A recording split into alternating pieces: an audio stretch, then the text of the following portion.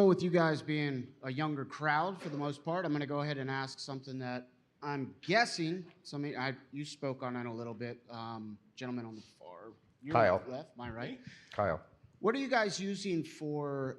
What's like the biggest game changer you've used AI for this year? I just figured the younger guys are probably going to adopt that more maybe than some of the older people here, So I was just curious, have you guys used it? That's changed your business dramatically? If there was one thing that somebody could do in my shoes, what would it be? So two things. First, I'll take no credit. My wife did everything on this. I'll just be the voice. Mine does too, so don't feel bad. The best do.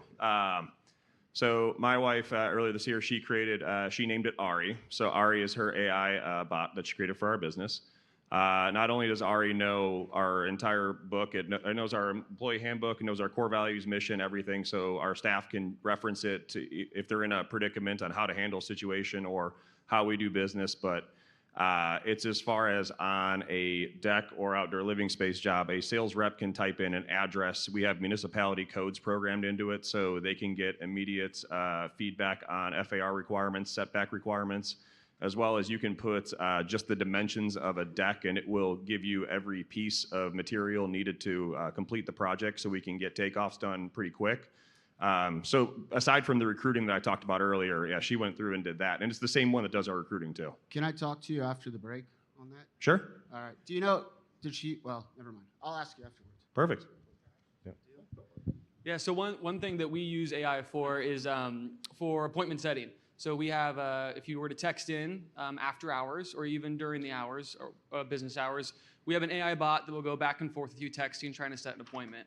What we realized is that when we gave it up to our call center agents to handle those text messages, they might be on a call and it takes them a couple minutes to respond, and we were losing a customer in that. So we use the AI bot, text back and forth, set an appointment, and then after hours, we have an after hours call center agent. If someone were to call in, they could also set an appointment. And then everyone in the company uses it to write emails. I don't know if you guys have this too, but like you'll see like ChatGPT emails going back and forth, where they're writing for each other. So we try to stay away from that. I kind of get mad because I think it takes away critical thinking. So it's good for some aspects, but you don't want to do everything AI. Chris, do you have anything? We're usually on the appointment side as well. Scheduling appointments through an AI bot works well. But we're also using it for some content, with the new Sora and Grok. You can edit, you can put in a picture essentially of customer's entry door and upload like your door catalog, so to say, to ChatGPT. And then like we use HomeGuard, which is a provider out here. So you can type in, put a Signature Series S22 door with mahogany stain, and it's going to put that right on the customer's house. Instead of using I don't know if you guys have used designer apps from different vendors. They're usually very difficult and finicky, so ChatGPT can do it and like that. So it's pretty cool.